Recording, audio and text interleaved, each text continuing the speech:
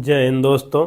आज हम लोग पढ़ेंगे आसियान के बारे में कि आसियान है क्या, इसकी स्थापना कब हुई थी, इसका मुख्यालय कहाँ पे है, इसमें कितने देश हैं, इसका उद्देश्य क्या है, इसका लोगो क्या है, आदर्श आदर्श वाक्य क्या है, सम्मेलन कहाँ कहाँ पे हुए हैं, इम्पोर्टेंट जो सम्मेलन है उसके बारे में पढ़ा जाएगा। इसके बाद हम लोग महासचिव कौन है फिलहाल में उसके बारे में देखा जाएगा, इसकी जीडीपी, पॉपुलेशन, एरिया, इन सब चीज़ों के बारे में देखा जाएगा। फिर इसी के अंतर्गत हम लोग पढ़ेंगे लुक ईस्ट पॉलिसी तथा इसके परिणाम की लुक ईस्ट पॉलिसी है क्या, भारत आसियान संबंध कब से है, आसियान +1 क्या है, आसियान +3 क्या है, आसियान +6 क्या है, ईएएस क्या है, आरसीईपी क्या है, उसके बाद एक्ट विथ आसियान क्या है, और लास्ट में हम लोग पढ़ेंगे कि भारत के लिए आसियान का महत्व क्या है। तो चलिए बिना देरी किए हुए हम स्टार्ट करते हैं आसियान के बारे में कि आसियान है क्या। तो सबसे पहले बात आती है कि आसियान क्या है। तो जैसा कि इसका अगर हम पूरा नाम देखेंगे तो association of south east Asian Nations, क्या बताया हमने, association of south east Asian Nations, मतलब आसियान जो है दक्षिण पूर्वी देशों का एक क्षेत्रीय संगठन है। क्या है? आसियान दक्षिण पूर्वी देशों का एक क्षेत्रीय संगठन है। अब बात आती है कि जब हमने ये जान लिया कि आसियान क्या है तो उसमें हमने बताया कि ये दक्षिण पूर्वी एशियाई देशों का एक क्षेत्रीय संगठन है। अब बात आती है कि इसकी स्थापना कब हुई थी, क्योंकि जब ये संगठन है तो कभी ना कभी तो बना ही होगा। तो जब कभी ना कभी बना होगा तो कब बना था उसके बारे में हम लोग देखेंगे। तो जब स्थापना की बात आती है तो इसकी स्थापना में हम पहला देखेंगे कि इसकी स्थापना 8 अगस्त 1967 को हुई थी। बैंकॉक घोषणा पत्र के तहत इसकी स्थापना 8 अगस्त 1967 को बैंकॉक घोषणा पत्र के तहत हुई थी। हमने ये जान लिया कि आसियान क्या है। उसके बाद हमने ये देख लिया कि इसकी स्थापना कब हुई थी। तो इसकी स्थापना में हमने बताया कि इसकी स्थापना 8 अगस्त 1967 को हुई थी बैंकॉक घोषणा पत्र के तहत। अब जब बात आती है कि इसका मुख्यालय कहाँ पे है, तो जब इसके मुख्यालय की बात आती है तो आसियान का मुख्यालय इंडोनेशिया के जकार्ता में है।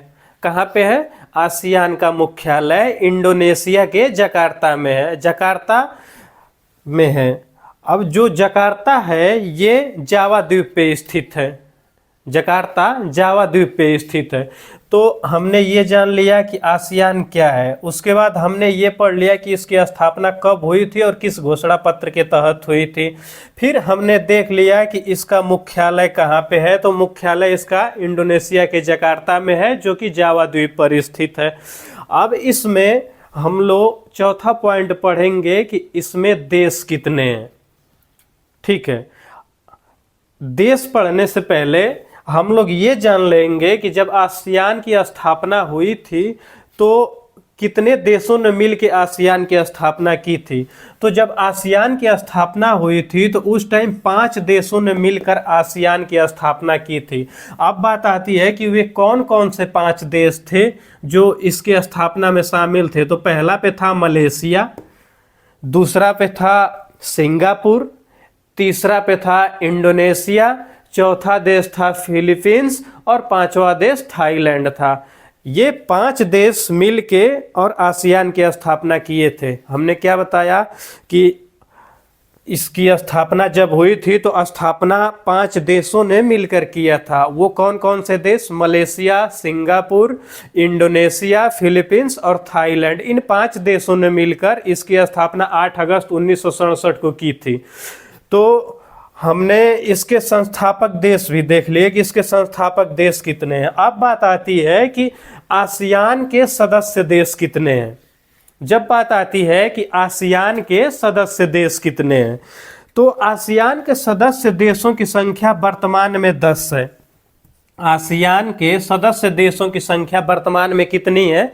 10 है। अब बात आती है कि वो 10 कौन कौन से देश हैं जो आसियान में शामिल हैं। तो पहले पे आएगा आपका म्यांमार, दूसरे पे आएगा थाईलैंड, तीसरे पे आएगा लाओस, चौथे पे आएगा कंबोडिया, पांचवें पे आएगा वियतनाम, छठे पे आएगा मलेशिया, सातवें पे आएगा सिंगापुर, आठवें पे आ जाएगा आपका इंडोनेशिया, नौवें पे आ जाएगा आपका फिलीपींस तथा 10वें नंबर पे ब्रुनेई है। तो ये 10 देश हैं जो इसके आसियान के सदस्य देश हैं। हमने क्या बताया इसके देश में कि इसके सदस्य देशों की संख्या 10 है वर्तमान में, और वो 10 देश हमने क्या क्या बताया? Myanmar, Thailand, Laos, Cambodia, Vietnam, Malaysia, Singapore, Indonesia, Philippines, Brunei, ये 10 देश हमने बताए जो इसके सदस्य देश हैं।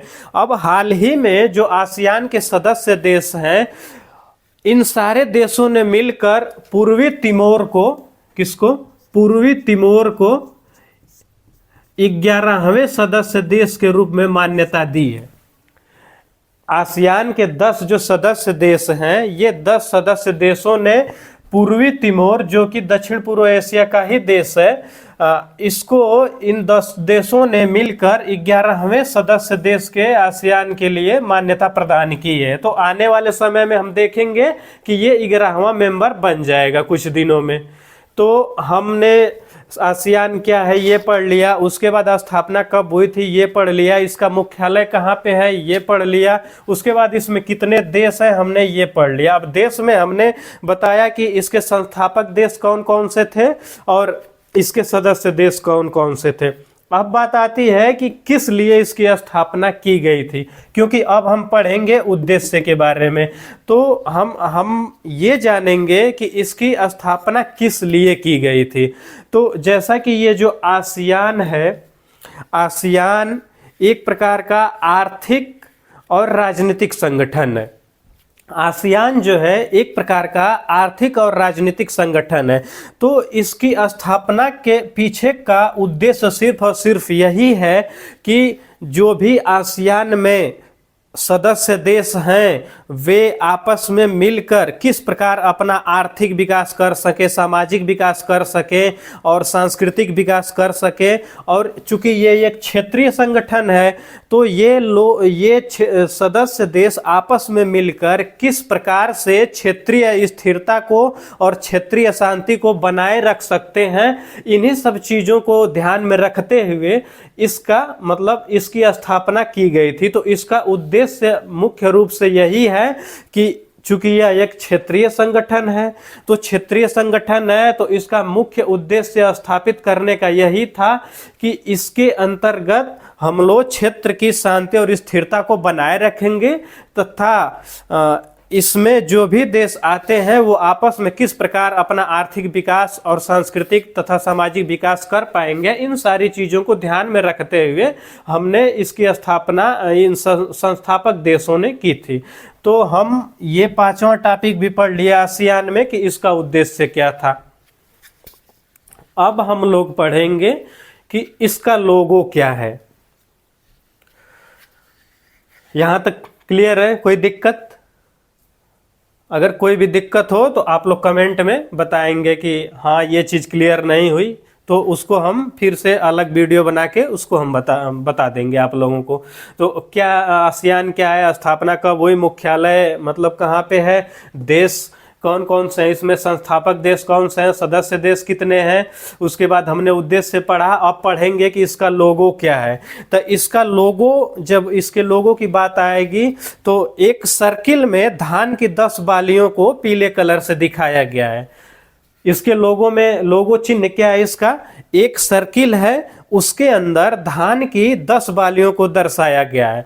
अब धान की 10 बालियों को दर्शाया गया है तो इसका मतलब क्या है, धान की 10 बालियों को एक साथ रखने का मतलब क्या सेंस रहा होगा। तो धान की जो 10 बालियों को रखा गया है, तो ये धान की जो 10 बालियां हैं ये आसियान देशों के परस्पर मित्रता को दर्शाती है। धान की जो 10 बालियां हैं वो आसियान देशों के मध्य में मित्रता की भावना को दर्शाती है, जबकि जो सर्किल है वो आसियान देशों के बीच में एकता का प्रतीक है। जो सर्किल है वो आसियान देशों के बीच में एकता का प्रतीक है। तो हमने ये जान लिया कि आसियान क्या, स्थापना को भी मुख्यालय कहाँ पे है, सदस्य और संस्थापक देश कौन कौन से हैं। उसके बाद हमने ये देख लिया कि इसका उद्देश्य क्या था स्थापित करने का। उसके बाद हमने ये देख लिया कि इसका लोगो क्या है। इसके बाद हम आते हैं कि इसका आदर्श वाक्य क्या है। तो इसका आदर्श वाक्य जो है यहां पे देखेंगे, one vision, one identity,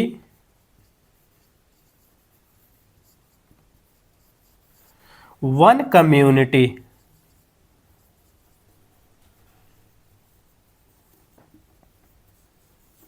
one community, इसका मतलब यह है कि एक दृष्टि, एक पहचान और एक समुदाय।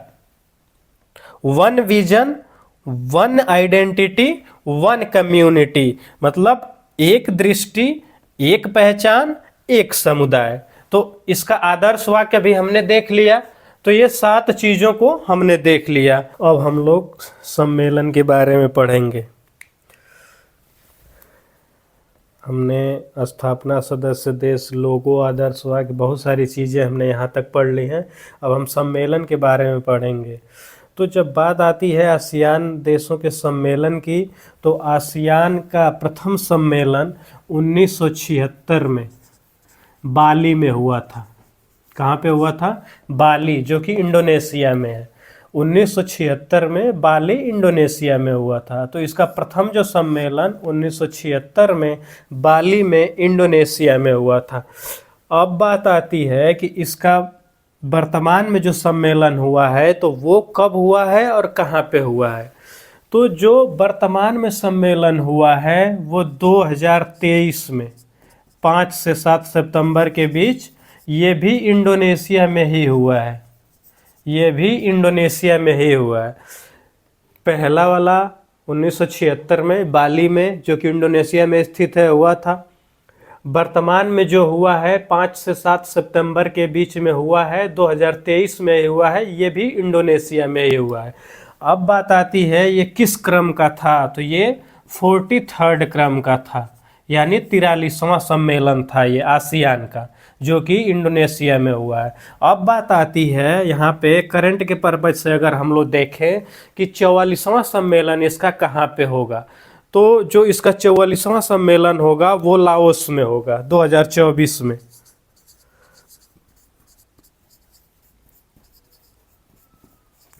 लाओस। तो जो इसका 44वां सम्मेलन होगा, 44 क्रम का जो होगा, वो लाओस में होगा, 2024 में होगा। तो ये रहा सम्मेलन। यहाँ पे एक चीज़ और हम लोग जान लेते हैं, कभी कभी पूछ सकता है एग्जाम में कि इसका वर्चुअल समिट कब हुआ था, आसियान का वर्चुअल समिट कब हुआ था, जिससे मतलब वर्चुअली मतलब कि सारे देश अपने अपने जगह पे, मतलब अपने देश में हैं और वो कर रहे हैं, मतलब सोशल मीडिया के जरिए एक दूसरे से वार्ता कर रहे हैं, तो उसको वर्चुअल कॉन्फ्रेंस बोला जाता है। तो जो मतलब एक बार इसकी वर्चुअल कॉन्फ्रेंस हुई थी 2020 में, जो कि 36वें क्रम की थी, 36वें क्रम की थी, वियतनाम में हुई थी। वैसे पूछेगा नहीं, ज़्यादातर एग्जाम में यही पूछता है कि पहली कब हुई थी और वर्तमान में जो हुई है वो कहाँ पे हुई है। और उससे आगे जाएगा तो ये पूछ सकता है कि नेक्स्ट वाली आसियान के बैठक जो है वो कहाँ पे होगी, इतना ही पूछ सकता है। तो अब हम लोग देख लिए सम्मेलन के बारे में। अब बात आती है कि महासचिव के बारे में हम लोग कुछ जान लें।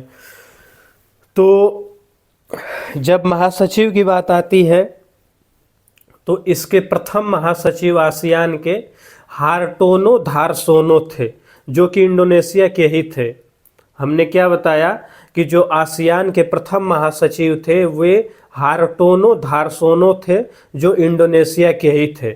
अब बात आती है कि वर्तमान में इसके महासचिव कौन है, क्योंकि करंट से हर एक चीज़ को हम लोग जोड़ते हुए देखेंगे।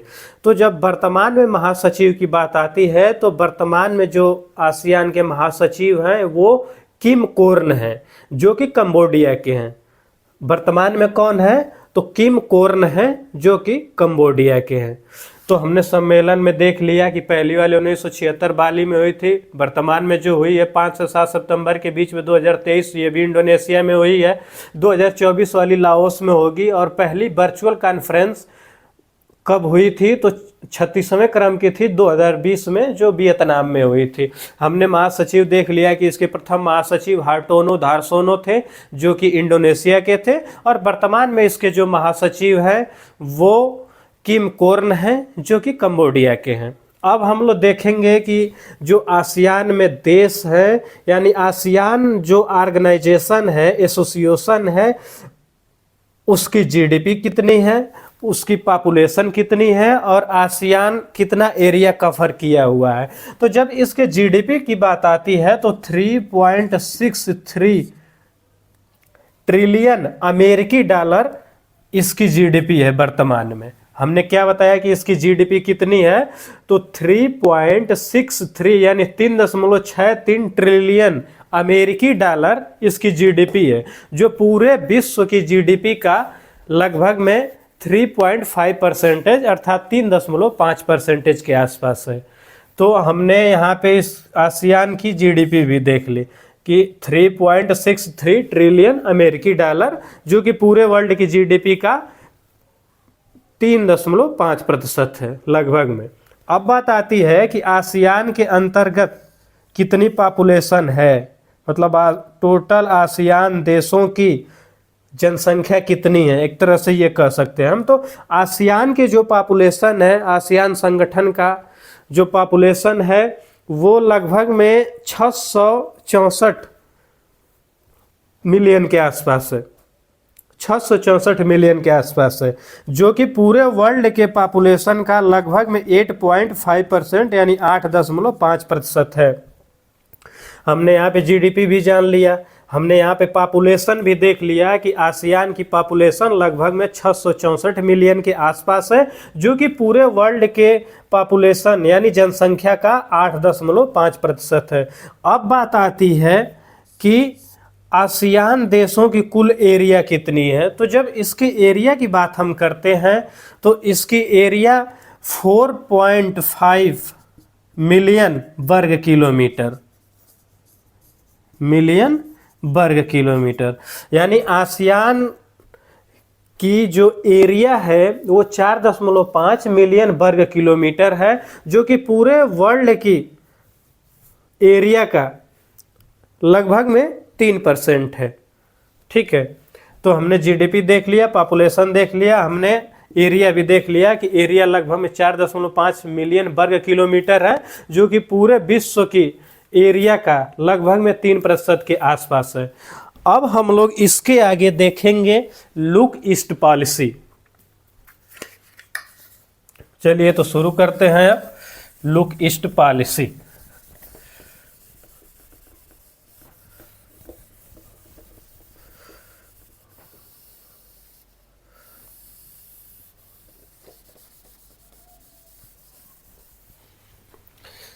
Look east policy, look east policy.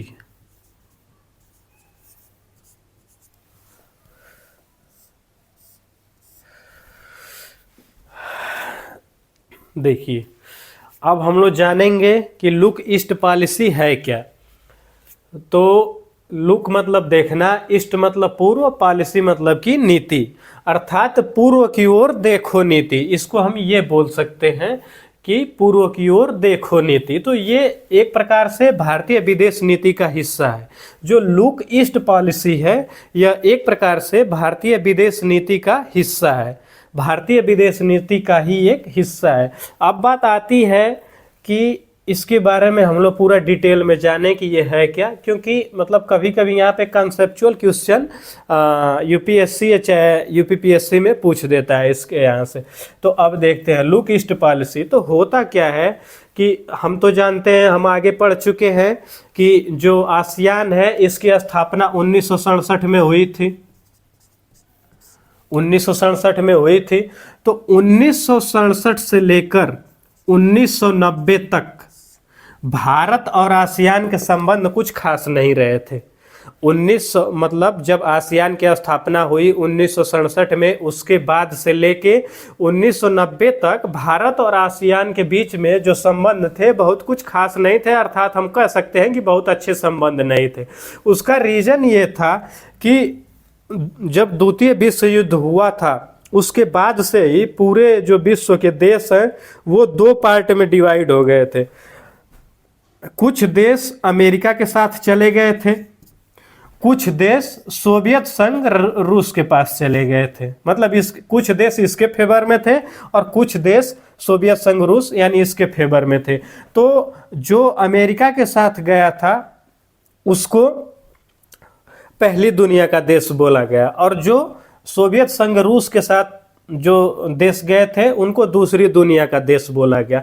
तो चूंकि अमेरिका एक मतलब बहुत पहले से पूंजीवादी अर्थव्यवस्था को फॉलो करता है, मतलब यहाँ पे पूंजी की एक तरह से हम कह सकते हैं कि कोई दिक्कत नहीं है। तो अमेरिका चूंकि ये पूंजीवादी अर्थव्यवस्था को फॉलो करता है, तो अब हुआ क्या कि 1967 में जब आसियान की स्थापना हुई तो आसियान का झुकाव अमेरिका की तरफ था और भारत का झुकाव रसिया की तरफ था। तो इस वजह से भारत और आसियान के संबंध 1967 से 1990 तक कुछ खास नहीं रहे थे। अब फिर हुआ क्या कि 1990 के बाद से भारत लगातार आसियान देशों की तरफ अर्थात पूर्वी और दक्षिण पूर्वी देशों की तरफ देखने लगा। उसी को लुक ईस्ट पॉलिसी बोला गया। अब देखने लगा तो भारत के देखने का रीजन क्या था कि भारत क्यों पूर्व की तरफ देखना स्टार्ट किया, तो इसका सेंस ये था देखने का कि 1990 के बाद भारत में आर्थिक संकट आ गया, और भारत में जब आर्थिक संकट आया तो भारत चूंकि सोवियत संघ रूस के फेवर में था, इसके तरफ भारत का झुकाव था, तो भारत को तो पहले जाना चाहिए सोवियत संघ रूस के पास मदद लेने के लिए, लेकिन भारत पूर्व की ओर देखना स्टार्ट किया। पूर्व में आप जैसे आसियान था और चीन हुआ, जापान हुआ, दक्षिण कोरिया हुआ, तो इन सब के तरफ भारत ने देखना स्टार्ट किया। तो अब बात आती है कि भारत रसिया से भी तो मदद मांग सकता था, आर्थिक संकट आया था तो, लेकिन रीजन ये था कि उसी टाइम रसिया का भी विघटन हो गया था। कई देशों में, छोटे छोटे देशों में रसिया भी, सोवियत संघ रूस भी टूट गया था। तो चूंकि ये खुद आर्थिक संकट से जूझ रहा था और उसी टाइम भारत में भी आर्थिक संकट आ गया था, तो अब भारत सोवियत संघ रूस के पास मदद के लिए जा नहीं सकता था। तो भारत की मजबूरी थी कि भारत पूर्व की ओर देखे। पूर्व की ओर में यही देश थे, आसियान वाले जो भी देश थे, तो भारत ने पूर्व की ओर देखना स्टार्ट किया 1990 के बाद। उसी को बोला जाता है लुक ईस्ट पॉलिसी। अब हम लोग ये जानेंगे कि आखिर भारत ने पूर्व की ओर देखा तो भारत को कुछ फायदा हुआ कि ऐसे ही देखते रह गया। जैसा कि आप लोग भी जानते हैं कि अगर कहीं पे भी हम देख रहे हैं तो लगातार देखेंगे तो ज़रूर कुछ ना कुछ बेनिफिट मिलेगा। तो इसलिए हम भारत भी देख रहा था उधर। तो आसियान स्टार्टिंग में भारत को इग्नोर किया जा रहा था, लेकिन 1992 में आसियान ने भारत को वार्ताकार का दर्जा दिया। मतलब कि भारत चाहे तो बिना सदस्य बने आसियान देशों के साथ वार्ता में भाग ले सकता है 1992 में। यानी कुछ कुछ रिजल्ट भारत को मिलना अब 1992 से शुरू हो गया। तो हम कह सकते हैं कि जो भारत और आसियान के संबंध है उसकी शुरुआत 1992 से हुई, ये हम बोल सकते हैं। उसके बाद 1996 में क्या हुआ, भारत लगातार देखे जा रहा था तो थोड़ा सा रिजल्ट यहाँ पे 1992 में मिला। उसके बाद 1996 में आसियान ने भारत को पूर्ण वार्ताकार का दर्जा दिया। पूर्ण वार्ताकार का मतलब ये हुआ कि आसियान के किसी भी बैठक में भारत हिस्सा ले सकता है। तो दो रिजल्ट हमें मिल गए देखने के। 1992 में कुछ मिला वार्ताकार के रूप में, फिर 1996 में हमें पूर्ण वार्ताकार के रूप में दर्जा मिल गया। उसके बाद 2001 में ASEAN+1 की स्थापना हो गई। मतलब एक तरफ आसियान के देश रहेंगे और एक तरफ भारत। ASEAN+1 का मतलब ही यही हुआ कि ASEAN+1 में आसियान के जो 10 देश हैं वे हैं और एक देश 11वां जो है वो भारत के साथ वार्ता करेंगे। तो 2001 में आसियान ने ASEAN+1 को मंजूरी दे दी। तो ये तीसरा रिजल्ट था भारत का लुक ईस्ट पॉलिसी से रिलेटेड। 3 चीजें हमने जान ली कि 1990 के बाद भारत ने पूर्व की ओर देखना स्टार्ट किया। जब देखने लगा तो 1992 में आसियान ने भारत को वार्ताकार का दर्जा दिया। उसके बाद 1996 में आसियान ने भारत को पूर्ण वार्ताकार का दर्जा दिया। उसके बाद 2001 में ASEAN+1 को मंजूरी दी आसियान ने, तो आसियान के 10 देश और प्लस भारत। उसके बाद बात आती है तो 2009 में आसियान ने भारत के साथ मुक्त व्यापार समझौते पर हस्ताक्षर कर दिया। देखिए ये 4th क्रम का बेनिफिट है जो भारत का लुक ईस्ट पॉलिसी के तहत मिल रहा है। पहला 92, 96, 2001 और 2009 में आसियान ने भारत के साथ मुक्त व्यापार समझौते पर हस्ताक्षर किया। मुक्त व्यापार समझौते का मतलब कि आसियान और भारत जब भी व्यापार करेंगे तो जो मतलब व्यापार के दौरान जो भी टैक्स होता है वो टैक्स नहीं लगाया जाएगा। एक दूसरे के ऊपर ये देश अपन कर आरोपित नहीं करेंगे, टैक्स नहीं लगाएंगे। तो इसी को बाफ्टा बोला गया,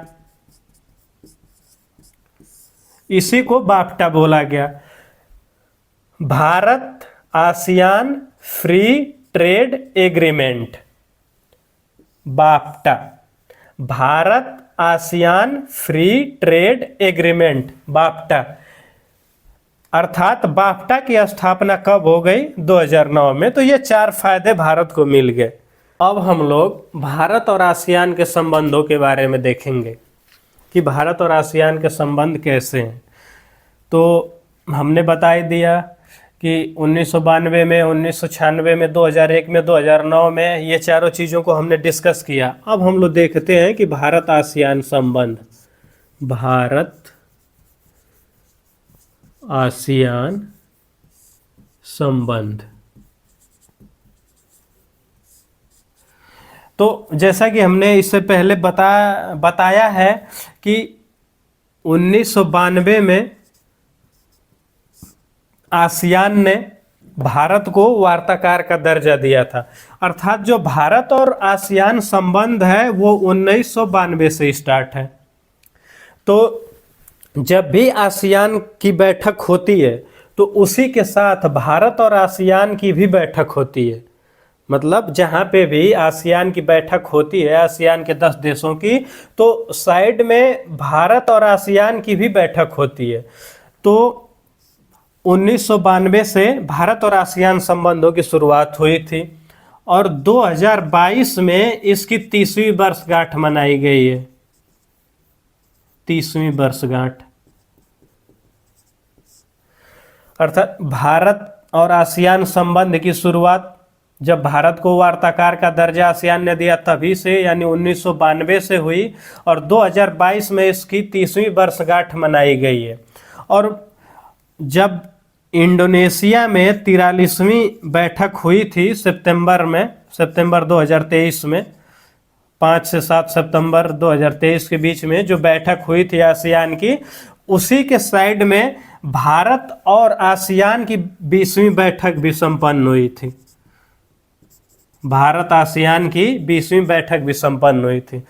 क्योंकि हम पहले बताए हैं कि जब आसियान की बैठक होती है तो उसी जगह पे भारत और आसियान की भी साइड में एक बैठक होती है। तो ये 20वें क्रम की भारत और आसियान की बैठक थी जो कि इंडोनेशिया में ही हुई है। आसियान की ये 43वीं बैठक थी। तो हम भारत और आसियान संबंध के बारे में इतना चीज़ें जान लिए। अब आसियान +1 हमने देख ही लिया है। अब हम लोग पढ़ेंगे कि आसियान +3 क्या है।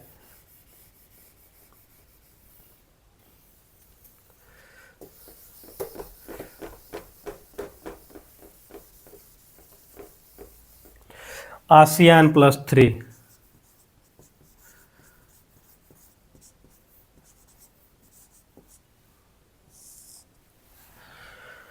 तो आसियान +3 इसकी स्थापना 1997 अर्थात 1997 में हुई थी। इसमें एक तरफ आसियान के जो 10 देश हैं वो, और एक तरफ चीन, जापान और दक्षिण कोरिया, इन देशों की बैठक होती है जिसकी स्थापना 1997 में हुई थी। इसी को हम लोग आसियान +3 बोलते हैं। आसियान +3 में क्या हो गया, इसकी स्थापना 1997 में हुई थी। इसमें आसियान के साथ चीन, जापान और दक्षिण कोरिया की बैठक होती है, उसे आसियान +3 बोला जाता है। अब हम लोग इसके बाद पढ़ेंगे कि आसियान +6 क्या है।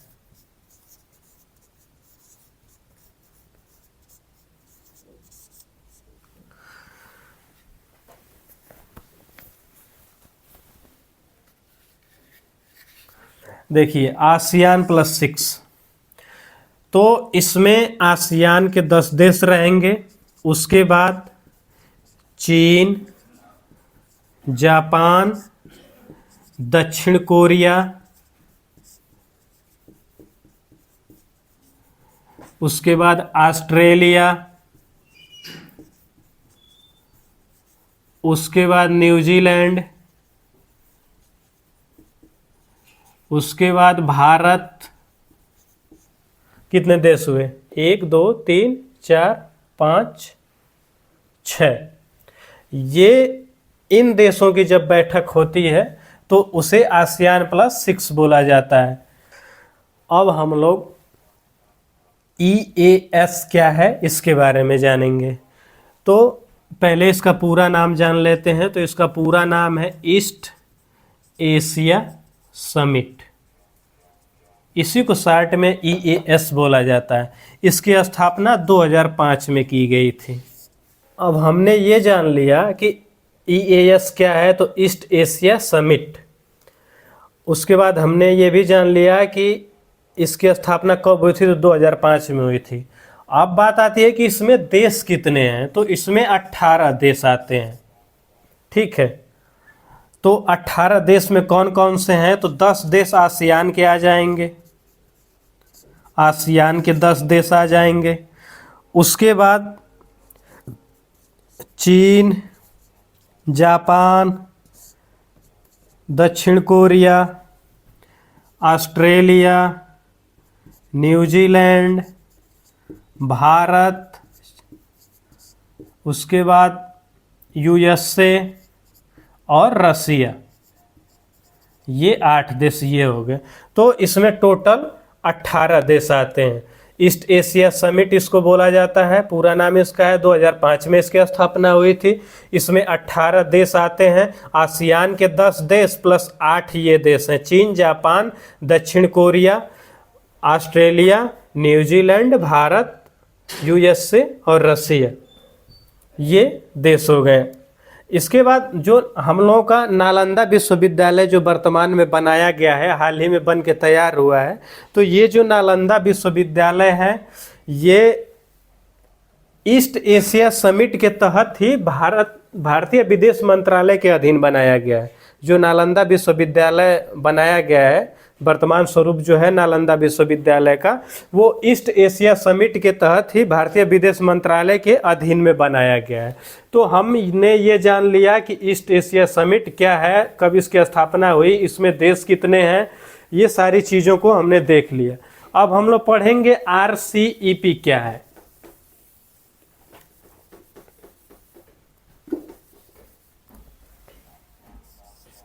RCEP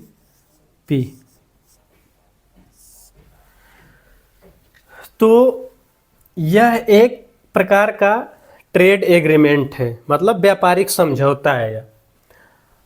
और इसकी स्थापना 2011 में 19वां जो आसियान का शिखर सम्मेलन हुआ था उसी में हुई थी। 2011 में जो आसियान की 19वें क्रम की बैठक हुई थी उसी में RCEP का कॉन्सेप्ट आया था। अब हम ये जान लेते हैं कि RCEP का पूरा नाम क्या है। तो रीजनल कॉम्प्रहेंसिव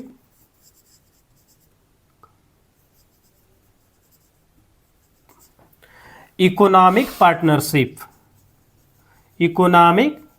पार्टनरशिप अर्थात क्षेत्रीय व्यापक आर्थिक भागीदारी। रीजनल कॉम्प्रहेंसिव इकोनॉमिक पार्टनरशिप अर्थात क्षेत्रीय व्यापक आर्थिक भागीदारी। और यह एक प्रकार का ट्रेड एग्रीमेंट है। ट्रेड एग्रीमेंट का मतलब कि व्यापारिक समझौता है। ये मतलब एक तरह से हम कह सकते हैं कि व्यापार में एक दूसरे के बीच में कैसे मतलब सरलता हो, इन सब चीज़ों को ध्यान में रखते हुए इसको लाया गया था RCEP का कॉन्सेप्ट। तो अब ये जानते हैं कि इस ट्रेड एग्रीमेंट के अंतर्गत कितने देश आते हैं। तो इसमें 15 देश हैं। वर्तमान में इसमें 15 देश हैं। पहले इसमें देशों की संख्या 16 थी। पहले इसमें देशों की संख्या जो है वह 16 थी, लेकिन भारत जो है 2019 में इससे अलग हो गया। तो अब इसमें देशों की संख्या कितनी बची है? 15 है। अब भारत अलग क्यों हुआ? तो इसमें कुछ ऐसी ये जो एग्रीमेंट है इसमें कुछ ऐसे टर्म्स एंड कंडीशन थे, कुछ ऐसी शर्तें थी जिस वजह से भारत अगर इस एग्रीमेंट के तहत व्यापार कर रहा था तो भारत को घाटा हो रहा था। तो इसी को ध्यान में रखते हुए भारत ने 2019 में इससे अलग होने का फैसला किया। तो हमने यहाँ पे RCEP क्या है उसको भी पढ़ लिया।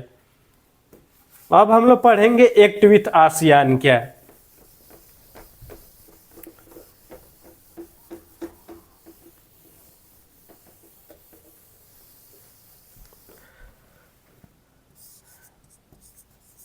एक्ट विथ आसियान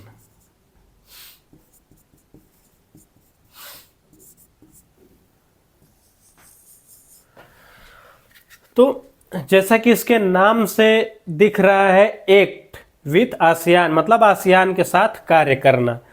तो ये एक भारतीय विदेश नीति का ही हिस्सा है यह भी, क्योंकि पहले हम देख चुके हैं कि भारत पहले लुक ईस्ट पॉलिसी के तहत आसियान के साथ संबंध को स्थापित किया।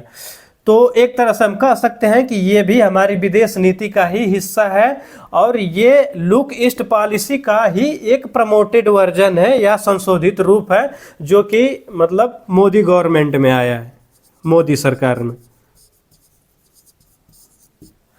तो हम ये बोल सकते हैं कि जो लुक ईस्ट पॉलिसी है उसी का प्रमोटेड वर्जन जो है या संशोधित रूप जो है वो एक्ट विथ आसियान है, जो मोदी सरकार में लाया गया है।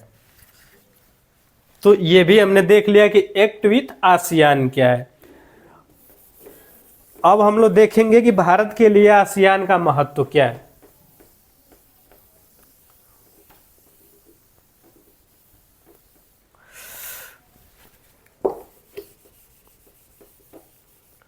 तो जब भारत के लिए आसियान के महत्व की बात आती है तो हम स्टार्ट करेंगे कि 1990 तक हमने बताया कि भारत और आसियान के संबंध बहुत कुछ अच्छे नहीं थे। उसके बाद हमने बताया कि भारत में आर्थिक संकट आ गया। फिर आर्थिक संकट जब आया तो भारत पूर्व की ओर देखना स्टार्ट किया। पूर्व की ओर देखने का सेंस मतलब चीन, दक्षिण कोरिया, जापान और आसियान के जो भी देश थे आर्थिक मदद के लिए पूर्व की ओर देखना स्टार्ट किया, जिसे लुक ईस्ट पॉलिसी बोला गया। अब लुक ईस्ट पॉलिसी बोला गया तो भारत और आसियान, भारत के लिए आसियान का महत्व जब हम पढ़ेंगे तो उसमें देखेंगे कि भारत के दक्षिण पूर्वी भाग में ही आसियान के जितने भी देश हैं। तो पहला तो यह है कि भारत में जब आर्थिक संकट आया तो भारत आसियान देशों के साथ मिलकर अपनी अर्थव्यवस्था पे काम किया। तो भारत के लिए इसका आर्थिक महत्व है आसियान का, क्योंकि जब भारत में मंदी आई तो भारत आसियान देशों के साथ मिलकर अपनी अर्थव्यवस्था को डूबने से बचा लिया। तो एक तो भारत के साथ इसका आर्थिक महत्व बहुत अच्छा हो गया, आर्थिक महत्व है। उसके बाद दूसरा ये हो गया कि भारत के जो पूर्वोत्तर राज्य हैं, जैसे अरुणाचल प्रदेश हो गया, मेघालय हो गया, मिजोरम हो गया, मणिपुर हो गया, ये जो भी मतलब पूर्वोत्तर राज्य हैं भारत के, पूर्वोत्तर राज्य हैं, साउथ ईस्ट नहीं सॉरी, भारत के जो भी पूर्वोत्तर राज्य हैं तो उनके साथ आसियान की सीमा लगती है, जिसे म्यांमार से ही आसियान स्टार्ट हो जाता है। तो चूँकि हम जानते हैं कि भारत के जो भी पूर्वोत्तर राज्य हैं तो वहाँ पे पहाड़ी एरिया ज़्यादा है, तो पहाड़ी एरिया ज़्यादा है तो वहाँ पे विकास करना थोड़ा कठिन काम है। तो भारत आसियान देशों से मदद लेके और अपने पूर्वोत्तर राज्यों में विकास कर सकता है। तो पूर्वोत्तर राज्यों की दृष्टि से भी आसियान का भारत के लिए बहुत महत्व है।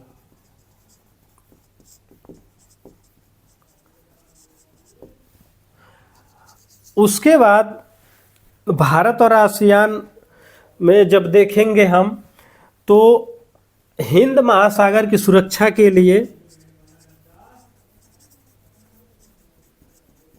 हिंद महासागर की सुरक्षा के लिए भी आसियान का भारत के लिए बहुत महत्व है, क्योंकि आसियान के जो भी देश हैं वो भारत के मतलब हिंद महासागर के आसपास में ये सारे देश स्थित हैं। और चूँकि हम देख रहे हैं कि जब इसके आसपास में स्थित हैं तो अगर कोई भी मतलब हिंद महासागर में कोई भी चीज़ हो तो उस पे भारत और आसियान देश मिल के और इसकी सुरक्षा कर सकते हैं, क्योंकि इसी के इर्द गिर्द सारे देश हैं आसियान के। तो ये तीसरी चीज़ हो गई कि हिंद महासागर की सुरक्षा की दृष्टि से भी आसियान का भारत के लिए बहुत महत्व है। फिर हमने बताया कि भारत की अर्थव्यवस्था को नई दिशा देने के लिए भी आसियान का महत्व है, जिसको हमने आर्थिक महत्व में रखा। उसके बाद हमने ये बताया कि पूर्वोत्तर राज्यों के लिए भी आसियान का बहुत ही ज़्यादा महत्व है। उसके बाद हमने ये भी देख लिया हिंद महासागर की सुरक्षा के लिए भी। और चौथा इसमें आ जाएगा चीन को प्रतिसंतुलित करने के लिए, चीन को प्रतिसंतुलित करने के लिए। अब जैसे कि हम देख रहे हैं पिछले कुछ वर्षों से चीन जो है हमारे पड़ोसी देशों के साथ अच्छे संबंध स्थापित कर रहा है और भारत को घेरने की पॉलिसी पे काम कर रहा है। जैसे कि श्रीलंका का जो हम्बनटोटा बंदरगाह है, श्रीलंका ने चीन को दे दिया है 99 साल के लीज पर, यानी कि 99 साल उस बंदरगाह को चाइना यूज करेगा। तो चूंकि श्रीलंका जो है वो हिंद महासागर में ही स्थित है, तो जब हिंद महासागर में स्थित है और भारत के जस्ट पास ही में है, तो अगर हम्बनटोटा बंदरगाह पे कोई भी एक्टिविटी चाइना करता है तो बिल्कुल भारत के पास में ही वो एक्टिविटी करेगा, जिससे भारत की सुरक्षा के लिए खतरा उत्पन्न हो सकता है। तो इसलिए अगर आसियान के साथ हमारे संबंध अच्छे रहेंगे तो हम चीन को प्रतिसंतुलित कर लेंगे इन देशों की मदद से, क्योंकि चीन हमेशा से चीन की यही रणनीति रही है कि मतलब भारत के जो भी पड़ोसी देश हैं उनके साथ संबंध अपना लोन देता है, डेब्ट में उनको डुबाता है और फिर उनसे कुछ लेता है और उसका यूज भारत के विरुद्ध में करता है। तो चीन को प्रतिसंतुलित करने के लिए भी आसियान का भारत के लिए बहुत महत्व है। तो हम ये कुछ आसियान के बहुत ही प्रमुख टॉपिक थे जिनको हमने देखा, जिसमें आसियान क्या है, आसियान का पूरा नाम क्या है, आसियान की स्थापना कब हुई थी। उसके बाद हमने ये भी देखा कि आसियान के संस्थापक देश कौन कौन से थे। फिर हमने देखा कि आसियान के सदस्य देश कौन कौन से हैं। उसके बाद हमने ये भी देखा कि आसियान का लोगो क्या है, आसियान का आदर्श वाक्य क्या है, आसियान के जो प्रमुख सम्मेलन थे उसको भी हमने देखा। उसके बाद आसियान के महासचिव कौन है इसको भी हमने देखा।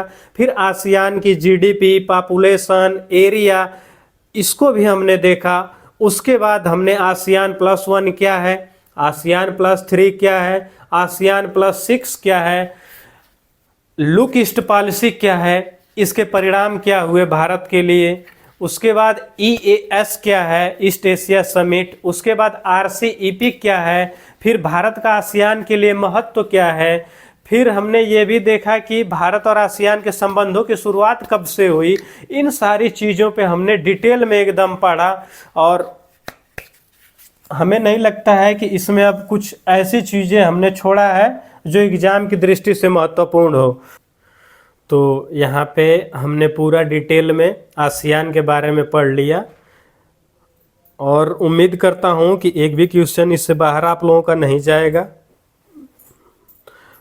अगर वीडियो अच्छी लगे तो SVN क्लासेज मेरा चैनल है, यूट्यूब चैनल है, उसको सब्सक्राइब कर लीजिएगा और बेल आइकन दबा दीजिएगा ताकि जो भी वीडियो बने वो आप लोगों तक पहुंच सके। और हैंड रिटेन नोट्स भी मैं डिस्क्रिप्शन लिंक में दे दूंगा, आप लोग चाहेंगे तो उसको ले सकते हैं, डाउनलोड कर सकते हैं। बाकी अगर अच्छा लगे तो कमेंट करें, शेयर करें और चैनल को सब्सक्राइब करें। जय हिंद।